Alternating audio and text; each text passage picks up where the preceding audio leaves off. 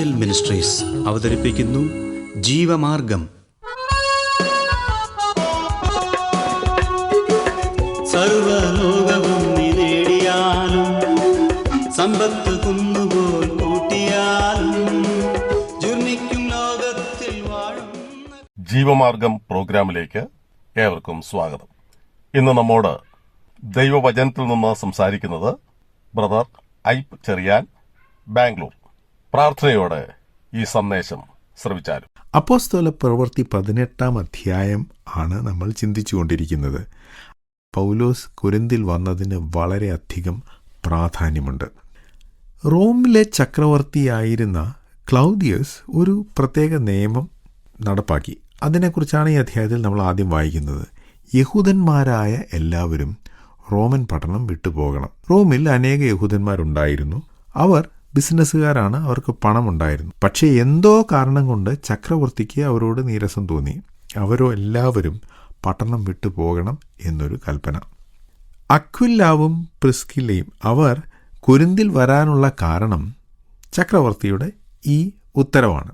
Corinth എന്ന് പറയുന്നത് ഗ്രീസിലെ വളരെ പ്രധാനപ്പെട്ട ഒരു പട്ടണമാണ്.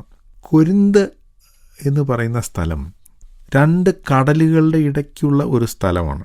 എന്ന് വെച്ചാൽ അവിടെ കടലുകൾ വളരെ ചേർന്ന് വരുന്നു, പക്ഷേ ഈ കര അവയെ 2ആയി വിഭജിക്കുന്നു. ഈ കരയിലൂടെയുള്ള ദൂരം അധികമില്ല. എന്നാൽ കടലിലൂടെ ഒരു ഭാഗത്തു നിന്ന് മറ്റു ഭാഗത്ത് വരണമെങ്കിൽ ഈ പെനിൻസുല അല്ലെങ്കിൽ ഈ ഉപഭൂഖണ്ഡം ചുറ്റി വേണം വരാൻ. അങ്ങനെ വരുമ്പോൾ കലുഷിതമായ കടലിൽ കൂടെ വേണം യാത്ര ചെയ്യാൻ. അന്ന് കാലത്ത് തടി കൊണ്ടുണ്ടാക്കിയ കപ്പലുകളാണ് ഉണ്ടായിരുന്നത്. പ്രതികൂലമായ കാലാവസ്ഥയിൽ അവ നശിച്ചു പോകാൻ സാധ്യതയുണ്ട്. അതുകൊണ്ട് ആ യാത്ര ഒഴിവാക്കാൻ വേണ്ടി പല കപ്പൽ ഉടമകളും അവരുടെ കപ്പൽ കൊരിന്തിലുള്ള കരയിലൂടെ തള്ളി അപ്പുറത്ത് കൊണ്ടുപോകുമായിരുന്നു. ഈ കൊരിന്തിൻ്റെ കിഴക്ക് ഏജിയൻ കടലും പടിഞ്ഞാറ് അയോണിയൻ കടലുമാണ്. ഈ 2 കടലുകളെ കരയിൽ കൂടി ബന്ധിപ്പിച്ചിരുന്ന ഡിയാൽക്കോസ് എന്നൊരു സംഭവം അവിടെ ഉണ്ടായിരുന്നു. അത് ഒരു പ്രത്യേകതരം ട്രാക്കാണ്. നമ്മുടെ ട്രെയിനിന്റെ ട്രാക്ക് പോലെ എന്ന് വേണമെങ്കിൽ നമുക്ക് കരുതാം. ആ ട്രാക്കിലേക്ക് ആ കപ്പലുകൾ തള്ളിക്കയറ്റും. എന്നിട്ട് ചക്രം ഉപയോഗിച്ച് അവ ആ ട്രാക്കിലൂടെ തള്ളി അപ്പുറത്ത് കൊണ്ടുപോകും. ഇന്ന് സൂയസ് കനാൽ ആഫ്രിക്ക ചുറ്റിയുള്ള യാത്ര ഒഴിവാക്കാൻ നമ്മെ സഹായിക്കുന്നത് പോലെ അന്ന് ഈ ഡയാൽക്കോസ് കൊരിന്തിന്റെ തെക്ക് ഭാഗത്തുള്ള കടൽ ഉപയോഗിക്കുന്നത് ഒഴിവാക്കാൻ ഈ കപ്പൽക്കാരെ സഹായിച്ചു. അതുകൊണ്ട് ഒരു പ്രത്യേകത ഈ സ്ഥലത്തിനുണ്ട്. ആ ഭാഗത്തുകൂടെ ഏഷ്യയിൽ നിന്നും യൂറോപ്പിലേക്ക് യാത്ര ചെയ്യുന്ന എല്ലാ കപ്പലുകളും കൊരിന്തിൽ വരും. ഈ കപ്പലുകളിൽ നിന്ന് ആളുകൾ കൊരിന്തിലിറങ്ങും. അപ്പോൾ ലോകത്തെമ്പാടുമുള്ള എല്ലാ ആളുകളും വരുന്ന ഒരു സ്ഥലമാണ് കൊരിന്ത്. വളരെ പ്രാധാന്യമുള്ള ഒരു സിറ്റി. ഇതുകൊണ്ട് തന്നെ വളരെയധികം സാമ്പത്തിക വളർച്ച ഈ പട്ടണത്തിലുണ്ടായിരുന്നു. അക്വിലാവും പ്രിസ്കില്ലയും ഒരു പക്ഷേ റോമിൽ അവരുടെ ബിസിനസ് ചെയ്തുകൊണ്ടാണ് ജീവിച്ചിരുന്നത്. എന്നാൽ അവരുടെ ബിസിനസ് റോമിൽ നടത്താൻ പറ്റാതെ ആയപ്പോൾ അവർ മറ്റൊരു പ്രധാനപ്പെട്ട പട്ടണത്തെക്കുറിച്ച് ചിന്തിച്ചു. അത് കൊരിന്താണ്. അവർ കൊരിന്തിൽ വന്നു. ആ പട്ടണത്തിനൊരു വലിയ ദോഷം കൂടിയുണ്ട്. അതെന്താണെന്നോ? ലോകത്തുള്ള സകല അധാർമികതയും ആ പട്ടണത്തിലുണ്ടായിരുന്നു. കാരണം ലോകത്തിലുള്ള എല്ലാ തരം ആളുകളും അവിടെ വരും. അങ്ങനെ ആളുകൾ വരുന്ന ഒരു പട്ടണം അധാർമികതയ്ക്കും പേരുകെട്ടതായി തീരുവാനുള്ള സാധ്യതയുണ്ട്. അതാണ് കൊരിന്തിൽ സംഭവിച്ചത്. ദൈവം പൗലോസിനോട് പറയുന്നത്, നീ ഇവിടെ താമസിക്കണം, ഇവിടെ അനേകർ എനിക്ക് വേണ്ടി ഉണ്ട്. എന്തുകൊണ്ടാണ് പൗലോസ് കൊരിന്തിൽ താമസിക്കുവാൻ ദൈവം അനുവദിച്ചത്? പൗലോസ് ഇതുവരെ റോമിൽ പോയിട്ടില്ല എന്ന് ഓർക്കണം. എന്നാൽ കൊരിന്തിൽ വളരെയധികം നാളുകൾ താമസിക്കണമെന്ന് ദൈവം പൗലോസിനോട് പറഞ്ഞു. ഇതിൻ്റെ കാരണം അവിടെ എഴുതിയിട്ടില്ലെങ്കിലും ഞാൻ വിശ്വസിക്കുന്നത് കൊരിന്തിൽ താമസിച്ചാൽ അവിടെയുള്ള ആളുകളെ മാത്രമല്ല, ആ പട്ടണത്തിലൂടെ യാത്ര ചെയ്യുന്ന ആളുകളെ കൂടി സ്വാധീനിക്കുവാൻ പൗലോസിന് സാധിക്കും. പൗലോസ് പ്രസംഗിക്കുന്ന സുവിശേഷത്തിന് സാധിക്കും. ദൈവം ചിലപ്പോൾ അധികം ആളുകൾ വിശ്വസിക്കാൻ സാധ്യതയുണ്ട് എന്ന് നമ്മൾ കരുതുന്ന സ്ഥലത്തായിരിക്കില്ല സുവിശേഷവുമായി നമ്മെ അയക്കുന്നത്. ദൈവം അയക്കുന്നത് മറ്റു ചില സ്ഥലങ്ങളിലാണ്. കാരണം അവിടെ സുവിശേഷം പ്രസംഗിക്കുക വഴി കൂടുതൽ ആളുകളെ സ്വാധീനിക്കുവാൻ നമുക്ക് കഴിയും. ദൈവത്തിൻ്റെ വഴികൾ നമ്മുടെ വഴികളല്ല. അതുകൊണ്ടാണ് കൊരിന്ത് പോലെ അധാർമികമായൊരു പട്ടണത്തിൽ 1.5 വർഷക്കാലം താമസിച്ച് സുവിശേഷം പ്രസംഗിക്കുവാൻ ദൈവം പൗലോസിനെ അനുവദിച്ചത്. പൗലോസ് താൻ കൊരിന്തിൽ താമസിച്ചപ്പോൾ റോമിൽ നിന്നും വന്ന അക്വിലാസ്, പ്രിസ്കില്ല എന്നീ 2 പേരെ പരിചയപ്പെടുന്നു. ഇവർ ദമ്പതികളാണ്. അവരുടെ തൊഴിൽ കൂടാരപ്പണിയാണ്. ഇവർ റോമിൽ വെച്ച് വിശ്വാസികളായിരുന്നോ അതോ കൊരിന്തിൽ വന്ന് പൗലോസിനെ പരിചയപ്പെട്ട ശേഷം വിശ്വാസികളായതാണോ നമുക്കറിഞ്ഞുകൂടാ. ആ കാര്യം ഇവിടെ എഴുതിയിട്ടില്ല. എന്നാൽ ഇവർ പിന്നീട് പൗലോസിന്റെ ജീവിതത്തിൽ വളരെ അധികം സ്വാധീനം ചെലുത്തി എന്ന് കാണാം. പിന്നീട് കൊരിന്തിൽ ഒരു സഭയുണ്ടായി. ആ സഭയ്ക്ക് എഴുതിയ കത്തുകളൊക്കെ നമുക്ക് പുതിയ നിയമത്തിൽ ലഭ്യമാണ്. എന്നാൽ താൻ കൊരിന്തിലായിരുന്നപ്പോൾ അവിടെ നിന്ന് ചില കത്തുകൾ എഴുതി. അതിലൊന്നാണ് തെസ്സലോനിക്ക ലേഖനം. അതുപോലെ തന്നെ താൻ എഴുതിയ മറ്റൊരു കത്താണ് റോമലേഖനം. അതായത് റോമിൽ പൗലോസ് പോകുന്നതിന് മുമ്പ് തന്നെ റോമിലുള്ള വിശ്വാസികൾക്ക് വേണ്ടി എഴുതിയ കത്താണ് റോമാലേഖനം. ഈ റോമാലേഖനത്തിൻ്റെ അവസാനം, അതായത് 16-ാം അധ്യായത്തിൽ അതിൻ്റെ 3-4 വാക്യങ്ങളിൽ പൗലോസ് ഇങ്ങനെ പറയുന്നു: ക്രിസ്തുവേശുവിൽ എൻ്റെ കൂട്ടുവേലക്കാരായ പ്രിസ്കയെയും അക്വിലാവെയും വന്ദനം ചെയ്യുവിൻ. അവർ എൻ്റെ പ്രാണനു വേണ്ടി തങ്ങളുടെ കഴുത്ത് വെച്ചു കൊടുത്തവരാകുന്നു. അവർക്ക് ഞാൻ മാത്രമല്ല, ജാതികളുടെ സകല സഭകളും കൂടെ നന്ദി പറയുന്നു.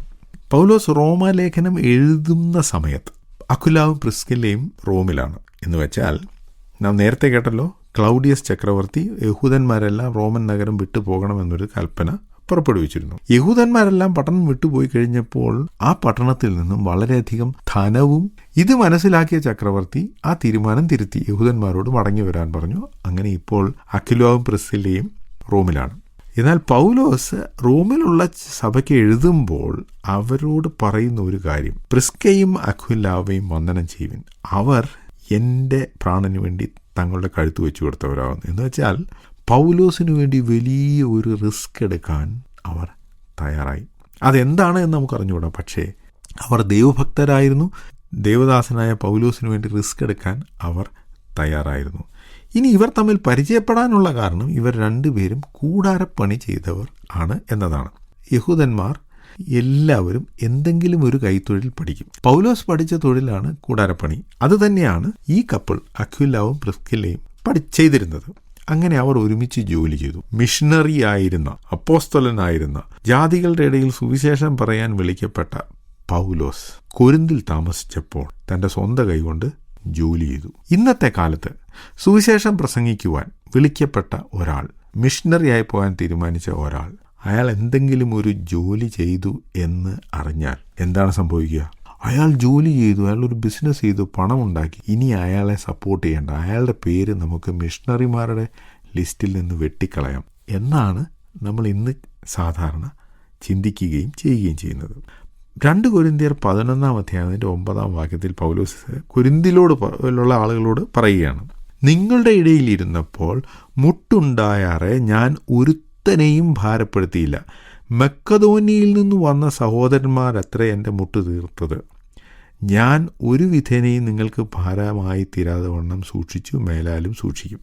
പൗലോസ് കൊരിന്തിലായിരുന്നപ്പോൾ തനിക്ക് സാമ്പത്തിക ബുദ്ധിമുട്ട് ഉണ്ടായി. അപ്പോൾ കൊരിന്തിൽ ചില പുതിയ വിശ്വാസികളുണ്ട്. അവരുടെ കയ്യിൽ നിന്ന് അവരുടെ സ്തോത്രകാഴ്ച എടുത്ത് ജീവിക്കാമെന്ന് പൗലോസ് ചിന്തിച്ചില്ല. അതിൻ്റെ ഒരു കാരണം, താൻ സുവിശേഷം പറയുന്നത് അവരുടെ പണത്തിന് വേണ്ടിയാണ് എന്നൊരു ധാരണ ഈ പുതിയ വിശ്വാസികൾക്കുണ്ടാവും. അത് ഒഴിവാക്കാൻ വേണ്ടി ആരെയും സാമ്പത്തികമായി പൗലോസ് ബുദ്ധിമുട്ടിച്ചില്ല. കൊരിന്തിലുള്ള വിശ്വാസികൾ മിക്കവരും സാമ്പത്തികമായി സൗകര്യമുള്ളവരായിരുന്നു. താൻ പറഞ്ഞു, ഞാൻ അവിടെ ആയിരുന്നപ്പോൾ എന്നെ സഹായിച്ചത് മക്കദോനിയയിൽ നിന്ന് വന്ന സഹോദരന്മാർ, എന്ന് പറഞ്ഞാൽ ഫിലിപ്പിയിൽ നിന്ന് ആളുകൾ വന്നപ്പോൾ അവർ എനിക്ക് പണം തന്നെന്നെ സഹായിച്ചു. ഇതേ സമയത്ത് തന്നെയാണ് പൗലോസ് കൂടാരപ്പണി ചെയ്തതും. ജോലി ചെയ്യുന്നത് ജീവിക്കാൻ വേണ്ടിയാണ്. പണം സമ്പാദിക്കും, ആ പണം കൊണ്ട് നമ്മൾ ജീവിക്കും. ഇങ്ങനെ താൻ ജോലി ചെയ്തത് ശനിയാഴ്ച സിനഗോഗിൽ പോയി യഹൂദന്മാരോട് സുവിശേഷം പറയാനാണ്. സാധാരണ ആളുകൾ ജോലി ചെയ്യുന്നത് എന്തിനാണ്? അവർ ജോലി ചെയ്ത് പണമുണ്ടാക്കി വീക്കെൻഡ് ആഘോഷിക്കുക. സുവിശേഷം പ്രസംഗിക്കുവാൻ വിളിക്കപ്പെട്ട പൗലോസ് ചെയ്തത്, താൻ വെറുതെ ഇരുന്നില്ല, ജോലി ചെയ്ത് പണമുണ്ടാക്കി. എന്തിനു വേണ്ടി? തന്നെ സപ്പോർട്ട് ചെയ്യാൻ, തൻ്റെ ആവശ്യങ്ങൾ നടത്താൻ. പലരും വീക്കെൻഡ് സെലിബ്രേറ്റ് ചെയ്യാൻ വേണ്ടി ജോലി ചെയ്യുമ്പോൾ പൗലോസ് വീക്കെൻഡിൽ, അതായത് ശനിയാഴ്ച സുവിശേഷം പറയാൻ വേണ്ടിയാണ് ജോലി ചെയ്തത്. ഇന്ത്യയിൽ മിഷണറിയായി വന്ന വില്യം കേരി ബനാറസ് ഹിന്ദു യൂണിവേഴ്സിറ്റിയിലെ സംസ്കൃത പ്രൊഫസറായിരുന്നു. ഇവിടെ മിഷണറിയായി വന്ന വില്യം കേരി എന്തുകൊണ്ടാണ് ജോലി ചെയ്യുന്നത് എന്ന് അദ്ദേഹത്തോട് ചോദിച്ചപ്പോൾ അദ്ദേഹം പറഞ്ഞു, ഇംഗ്ലീഷിലിങ്ങനെ പറഞ്ഞു, I live to preach the gospel but I work to pay the bills. അദ്ദേഹം പറഞ്ഞത്, ഞാൻ ജീവിക്കുന്നത് സുവിശേഷം പ്രസംഗിക്കാനാണ്, പക്ഷേ ഞാൻ ജോലി ചെയ്യുന്നത് എൻ്റെ ആവശ്യങ്ങൾ നടക്കാൻ വേണ്ടിയാണ്. അതുകൊണ്ട് ജോലി ചെയ്ത് തൻ്റെ ആവശ്യങ്ങൾ നടത്തുന്നത് കൊണ്ട് ഒരാളെ സുവിശേഷകനല്ല, മിഷണറി അല്ല, അയാളുടെ പേര് വെട്ടണം എന്ന് പറയുന്നത് പുതിയ നിയമത്തിൻ്റെ അടിസ്ഥാനത്തിൽ ശരിയല്ല. അതേസമയം ജോലി ചെയ്യുന്നത് പണസമ്പാദനത്തിന് വേണ്ടിയല്ല, മറിച്ച് തൻ്റെ സുവിശേഷ വേലയിൽ തനിക്ക് സ്വയം സപ്പോർട്ട് ചെയ്യാൻ വേണ്ടിയാണ്. ഇങ്ങനെ ജോലി ചെയ്ത് സ്വയം സപ്പോർട്ട് ചെയ്ത പൗലോസിനെ മക്കതോനിയയിലുള്ള സഹോദരന്മാർ സഹായിച്ചു. അവർ പറഞ്ഞില്ല അയാൾക്ക് ജോലിയുണ്ട് അതുകൊണ്ട് അയാളെ സപ്പോർട്ട് ചെയ്യേണ്ട എന്നവർ പറഞ്ഞില്ല. അവർ പൗലോസിന് പണം കൊടുത്തു. തനിക്ക് ഈ സഹായം കിട്ടിയപ്പോൾ പൗലോസ് ജോലി ചെയ്ത് തന്നെ സപ്പോർട്ട് ചെയ്യേണ്ട ആ സമയം കൂടി സുവിശേഷ വേലയ്ക്ക് വേണ്ടി, മറ്റുള്ളവരോട് ദൈവവചനം പറഞ്ഞു കൊടുക്കുന്നതിന് വേണ്ടി ഉപയോഗിച്ചു. അപ്പോൾ അതൊരു നല്ല മാതൃകയാണ്. ഇതിൻ്റെ അടിസ്ഥാനത്തിലാണ് ഇന്ന് പലരും ടെൻറ്റ് മേക്കിംഗ് എന്ന പേരിൽ സുവിശേഷ വേലയെ കാണുന്നത്. അവർ പറയുന്നത്, ഞങ്ങൾ ഒരു അധ്യാപകനായി വിശ്വാസികളില്ലാത്ത ഒരു സ്ഥലത്ത് പോയി ജോലി ചെയ്യുന്നു. അധ്യാപകനായിട്ടാണ് ജോലി ചെയ്യുന്നത്, പക്ഷേ അവിടെ താൻ ജോലി ചെയ്യുന്നതിൻ്റെ കാരണം താൻ ജീവിക്കുന്ന സ്ഥലത്ത് യേശുക്രിസ്തുവിനെ കുറിച്ച് പറയുക എന്നതാണ്. ടെൻറ്റ് മേക്കേഴ്സായിട്ട് ഡോക്ടർമാർ ജോലി ചെയ്യുന്നു, ബിസിനസ് ചെയ്യുന്നു. അവരുടെയൊക്കെ ഉദ്ദേശം പണമുണ്ടാക്കി ഈ ലോകത്തിൽ ധനികനാകുക എന്നതല്ല, മറിച്ച് അവർ എവിടെ ജോലി ചെയ്യുന്നോ അവിടെ സുവിശേഷത്തിൻ്റെ സാക്ഷികളായി തീരുക എന്നതാണ്. അങ്ങനെയുള്ള ശുശ്രൂഷ ചെയ്യുന്ന അനേകരെ എനിക്ക് പരിചയമുണ്ട്. അവരെ പറ്റുമെങ്കിൽ ഞാൻ സഹായിക്കുകയും ചെയ്യും. കാരണം അവർ ജീവിക്കുന്നത് പണമുണ്ടാക്കാനല്ല, സുവിശേഷം പ്രസംഗിക്കാനാണ്. അവരെ മക്കതോന്യ സഭക്കാരെ പോലെ സപ്പോർട്ട് ചെയ്യേണ്ട ആവശ്യം ഉണ്ട്. വിശ്വാസികൾ അത് ചെയ്യണം.